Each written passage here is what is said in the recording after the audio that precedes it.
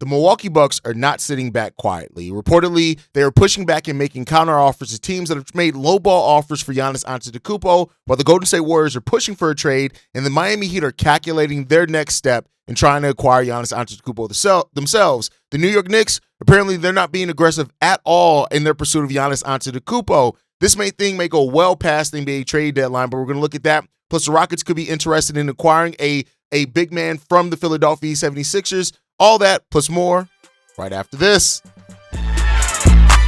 Welcome to the number one place for your daily basketball news and analysis, NBA Central. What's going on, basketball fans? Welcome to another episode of NBA Central, your number one spot for everything basketball related. I'm the host there, Hayes, but more importantly, you guys can follow the channel at NBA Central Pod on every social media platform we happen to be on. With that said, let's go ahead and get into this content for today, y'all. And we got a lot of Giannis Antetokounmpo rumors. I know in the last episode I was able to hold it off to like the end of the episode. We got to jump right into it from the beginning. According to Shams Charania right now, he gave some insight in regards to what's happening with the Giannis Antetokounmpo trade front, saying this: the Miami Heat, Minnesota Timberwolves, Golden State Warriors, and New York Knicks have been the most serious suitors for Antetokounmpo so far. Also said that this may go down to the deadline day on February 5th. That's on this following Thursday. Reportedly, Milwaukee is looking for draft capital and young players in exchange for Giannis, which we've already kind of known. And they're at this point of making counteroffers to teams who have made offers on Giannis Antetokounmpo. So here's the thing, right? Of course, the Milwaukee Bucks want a trade that's going to set them up for the future if they move on from Giannis. And reportedly, surprisingly enough, the Portland Trailblazers could be a team as well that could make a pivot towards trying to get Giannis Antetokounmpo. Why made that happen, may you ask? They already got Dame Lillard back. It's because the Milwaukee Bucks, who don't own their own picks because of the trade that sent Dame to the Milwaukee Bucks, may actually have one of the best offers for Giannis Antetokounmpo. When you think about it this way, right? If the Portland Trailblazers, who are able to give the Milwaukee Bucks back their own picks with the Bucks, they're going to be bad. If they throw in a promising young player and salary matching in that case, that could prevail the Milwaukee Bucks to go ahead and take that trade. Keep in mind, Portland has the Milwaukee Bucks pick in 2028, which could be a key there. They have it in 2029, and they have pick swaps in 2030. If the Portland Trailblazers are willing to come off those picks, remove those protections, give the Milwaukee Bucks back ownership of their own picks. Now, with that said, Portland can't throw in a lot of their own first-round picks. They still have a lottery-protected pick that's owed to the Chicago Bulls that can convey anywhere between now and 2028, which, because of the protections on that pick, it stops them from moving their own pick in that. But the Portland Trailblazers also have the Washington Wizards pick in a case. They have the Boston Celtics pick in one of those drafts as well. They have the Orlando Magic's pick in one of those drafts. So the Portland Trailblazers have the picks that they can offer. Then they can offer salary matching. They have the players that can match the salary of Giannis Antetokounmpo. Jeremy Grant can get you most of the way there. The Milwaukee Bucks can then look to flip that to get more, right? Now, I don't think they'd want to include Danny Avdija in this trade, but you look at Robert Williams, you look at Jeremy Grant. Could they include a Scoot Henderson as well as a promising young piece with all those draft picks? They could. Now, they have not been reported as serious suitors yet, but they have been reported as a team to look out for that could make a trade for Giannis. Now, the question becomes then, would Giannis even be willing to sign an extension with the Portland Trailblazers? Keep in mind, he's with a small market team now, so maybe. I don't think the Dame thing is neither here nor there in regards to that, but the Portland Trailblazers are a team that's interesting that because of having the Milwaukee Bucks pick, either they can get involved in the trade and send some of Milwaukee's picks all back and be the third team, take on some salary some elsewhere, or they can try to be aggressive in trying to get Giannis Antetokounmpo themselves. We'll see, right? But one of the teams that reportedly is not as aggressive as maybe what was initially thought is the New York Knicks. This comes from Brian Windhorst that says this: the Knicks believe in this team, and they could end up being an excellent assessment, or they could end up being a mistake. But they believe in this team last summer when Giannis was sort of loosely available in those discussions. They didn't make an aggressive offer at that time to progress those talks. If they want to win a bidding war for Giannis now, I think it's going to take a 3 or 4 team trade where they get some of their players to go out and get other assets for them and then come back to the Bucks and make a very strong offer. This is just not happening. They're not showing that aggression to get Giannis right now, and I think that's because they like this team. Now, if that's to be believed, and the New York Knicks in the Eastern Conference are a team that likes where they are right now and does not want to make a move. This is actually contrary to what we heard, that they could be open to moving Karl Anthony Towns or something like this. But hey, as it stands right now, there's also belief, and Brian Windhorst said this in the same report, that the Bucks are not yet serious about being aggressive about trading Giannis before the February 5th trade deadline. And that's something we've heard too, that they could very well wait until the NBA draft. They have kind of all the draft assets available and stuff like that. But we'll see right now. We'll see where it goes. Another one of those teams that are reportedly interested in Giannis are the Miami Heat, right? And this one comes from Brett Siegel. He says this: ongoing discussions have also been had between the Bucks and the Heat regarding Antetokounmpo. Yet league sources say Milwaukee wants all of Miami's young assets, including Tyler Hero. Now, it was also noted in this to say this: so far, it doesn't seem like the Heat have made all their assets readily available to trade at the deadline like the Warriors have, resulting in the Bucks' counteroffers to this point. So at this point right now, it seems like the Miami Heat are trying to play the market, right? They're trying to see how high other teams are willing to go before they put their best possible offer and offer all their young pieces there, which could include Khalil Ware. It could include Jaime Jaquez and Tyler Hero, and maybe even Nikola Jovic as well, right? Because the Miami Heat have a number of picks that they can offer, but a lot of those picks are their own, meaning if they get Giannis and it works out, they're not necessarily going to be great picks, right? So that's what you have to look out for. And pairing Giannis with Bam and with Eric Spoelstra, that's going to be a force to be reckoned with in the Eastern Conference, depending on how much of their pieces they're able to keep there. The Miami Heat can match salaries. The Miami Heat can offer young players to go towards the rebound. They can offer a number of first-round picks. The question just becomes about how they rank that package when all things come down to it.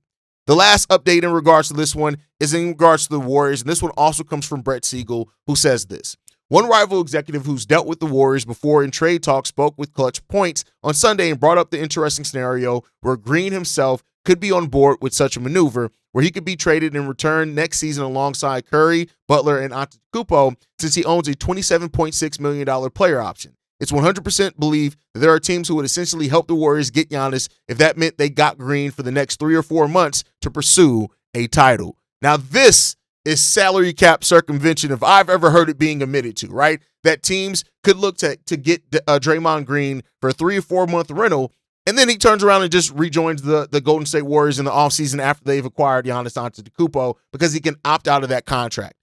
That would be a very interesting scenario to see play out and see how it happens, right? And that's something that I didn't necessarily factor in as well. With the Warriors having picks that go past 2030, 2028 really, that then could help, that could be great picks by the time they're ready to convey, that's something that's right there. Now, are the Warriors desperate enough to do that? We've heard that they don't want to part with Jimmy, they don't part with Dre, they don't want to part, of course, don't want to part with Steph. But if that's the thing where it's this wink with, hey, we'll see you back here in the summer, is that something that could then force that or push that deal to happen? Maybe, right? But hey, with all that said and all the updates on Giannis, we're still waiting to see what actually goes down by Thursday, and we'll get those answers there. Let me know what you guys think down below. Do you think any of these teams make a serious move for Giannis here by the trade deadline? Do you think Portland could be the key to all this, where they're acting as the third team or trying to outright get Giannis themselves? Let me know what you guys think on all of that down below. With that said, let's get into the next topic, right? And that is that the Dallas Mavericks are still very active out on the trade market. This one comes from Mark Stein of the Stein Line, who says this: the Dallas Mavericks continue to explore the possibility of trading Anthony Davis, D'Angelo Russell, Klay Thompson, and Daniel Gafford ahead of Thursday's deadline, sources told Mark Stein. The Mavs continue to engage in trade discussion involving Davis, but feel no pressure to trade him before Thursday. Davis also feels more comfortable staying with the Mavs through this season before re-examining the situation in the summer. The team is not looking to deal Najee Marshall or Max Christie. Now, we have talked about them and Max Christie before. We've heard that they had first-round pick evaluations, even so much to say that they wanted a Desmond Bane-level trade back for Najee Marshall. So, it's not no doubt that they don't want to move those guys. That's why they set the asking price that high. But for the players that do want to move, a number of those players can help teams around the league. Anthony Davis with his contract, but, and his inability to stay on the court, that's a different thing. Daniel Gafford, a defensive-minded center that can fit in almost any lineup, has some questions about being able to stay on the basketball court, but that's there. D'Angelo Russell, troubled and flawed player, and Klay Thompson, a veteran who's having an okay season. I wouldn't call it solid, but okay, right? So as it stands right now, the Mavs are looking to retool their roster, and they're looking to stack assets to gear up to build the team that they need to around Cooper Flagg. We've heard that. We've heard that months ago. So that's not a huge surprise there. We just got to see if it's going to happen. Next up, and this is a surprise to me. Well, I guess not really too big of a surprise. Brian Windhorst is talking about the Cavs leaving the door open for a potential Darius Garland trade. Brian Windhorst saying this: I think there is some zone here and there, potential things that would get them to break up the core four in the next few days. But it's going to be needle threading. When you say core four, do you mean Darius Garland? That's what Tim McMahon asked, and Brian Windhorst responded with this: I'm not going to go further than that. I'm just going to say, look, last year we saw second-entering teams, Minnesota and Phoenix, try to do all kinds of big things at the deadline, and they couldn't do it because at the end of the day, you were supposed to be in a box. So we'll see. Now, Darius Garland has struggled with tons of injuries. There's just no doubt about that, right? We've seen what he can be when he's on the court. And I've said before that Darius Garland is that leap away from really separating himself and pushing. You need either Darius Garland or Evan Mobley to make that true star-level leap, I think, for the Cleveland Cavaliers to really get into being a perennial championship caliber team. Not just a team that can compete to go far in the East, but a championship caliber team, right? But when you look at it this season, Darius Garland, Evan Mobley, and Jared Allen have all pretty much performed below the expectations based off them last season. Donovan Mitchell has carried the slack. They had a guy like Jason Thompson come on and step up for that team as well.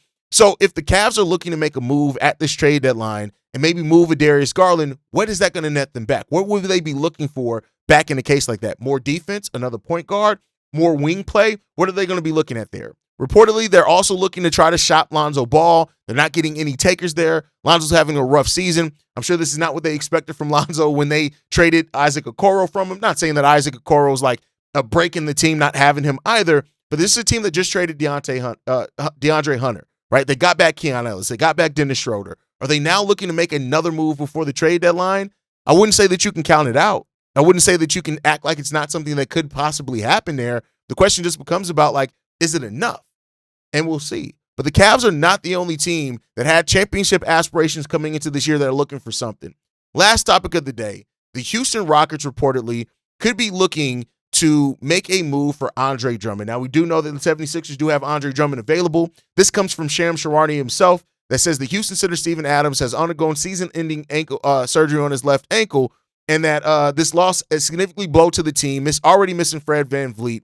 And as a result, with the vacancy in the front court, Houston has reportedly registered interest in Philadelphia 76ers veteran Andre Drummond. The 76ers are currently in a position where they may need to shed salary to move below the luxury tax threshold.